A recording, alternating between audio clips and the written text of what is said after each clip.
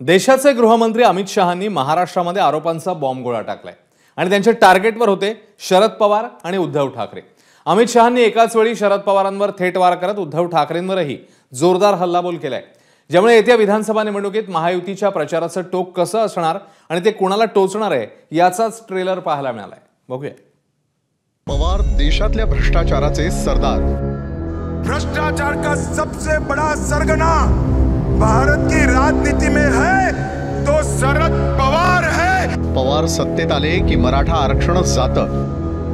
जब जब शरद पवार की सरकार आती है मराठा रिजर्वेशन गायब हो जाता है। उद्धव ठाकरे औरंगजेब फॅन क्लबचे प्रमुख। श्रीमान उद्धव ठाकरे औरंगजेब फॅन क्लब के नेता। देशाचे गृहमंत्री आणि भाजपचे पॉवरफुल नेते अमित शहा यांनी शरद पवार आणि उद्धव ठाकरेंवर जोरदार हल्लाबोल केलाय।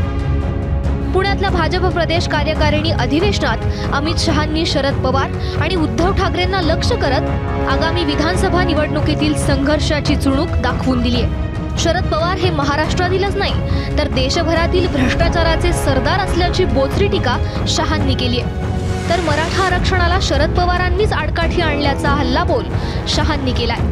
भ्रष्टाचार का सबसे बड़ा सरगना भारत की राजनीति में है तो शरद पवार है, इसमें मेरे मन में कोई कंफ्यूजन नहीं। इस देश में कोई भी सरकार में भ्रष्टाचार को संस्थागत करने का काम, इंस्टीट्यूशनलाइज करने का काम अगर किसी ने किया तो शरद पवार आपने किया है। मैं डंके की चोट पर कह कर जाता। मैं आज पवार साहब को कहने आया हूं, दूर से मेरा एक निरीक्षण है, मैं आप लोगों के साथ शेयर करना चाहता हूं। जब जब महाराष्ट्र में भाजपा सरकार आती है मराठा रिजर्वेशन प्राप्त होता है और जब जब शरद पवार की सरकार आती है मराठा रिजर्वेशन गायब हो जाता है। अमित शहांनी शरद पवारांवर टीका केल्यानंतर सुप्रिया सुळे आणि अजित पवार काय म्हणालेत पहा।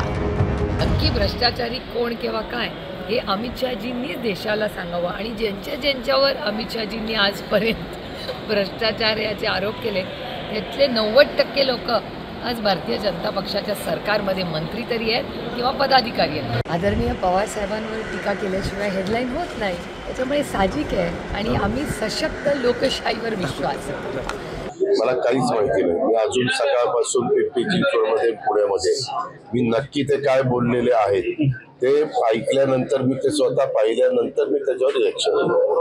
अमित शहांनी एका हाताने शरद पवारांवर वार करत दुसऱ्या हाताने उद्धव ठाकरेंवरही आरोपांच्या फैरी झाडल्यात आणि त्यावर ठाकरे गटानेही प्रत्युत्तर दिले। औरंगजेब फैन क्लब कौन है? ठीक है, अघाड़ी वाले, और उसका नेता कौन है? श्रीमान उद्धव ठाकरे औरंगजेब फैन क्लब के नेता बने। अपने आप को बाला साहब का वारिस कहने वाले उद्धव जी, आपको शर्म आनी चाहिए। अमित शहा यांना महाराष्ट्रात आल्यानंतर आपलं भाषण चुरचुरीत करण्यासाठी जाणीवपूर्वक आजही उद्धव ठाकरे यांचं नाव घेतल्याशिवाय भाषण सुरूही करता येत नाही आणि संपवताही येत नाही। याचा स्पष्ट अर्थ असा आहे की तुमच्यासमोर महाराष्ट्रातलं सगळ्यात मोठं आव्हान हे उद्धव बाळासाहेब ठाकरे या नावाचं आहे। खरं तर पंतप्रधान नरेंद्र मोदींनीही शरद पवार यांच्यावर अनेकदा जोरदार प्रहार केलेत। सिंचन घोटाळ्याचा उल्लेख करत मोदींनी तेव्हा अजित पवारांना लक्ष्य केलं होतं, मात्र त्यानंतर काही दिवसातच अजित पवारांना सोबत घेत सत्तेतलं मानाचं पानही दिलं होतं, हे सर्वांच्याच लक्षात आहे। आणि या पार्श्वभूमीवर आता अमित शहांनी शरद पवारांसह उद्धव ठाकरेंवर थेट वार करत येत्या विधानसभा निवडणुकीतला संघर्ष नेमका कोणत्या दिशेने जाणार आणि त्याचं स्वरूप नेमकं काय असणार याचे संकेत दिलेत। अर्थात त्याला लोकसभा निवडणुकीतली महाविकास आघाडीची सरशी आणि महायुतीची असमाधानकारक कामगिरी याची पार्श्वभूमी आहेच। ब्युरो रिपोर्ट, एबीपी माझा। एबीपी माझा, उघडा डोळे बघा नीट।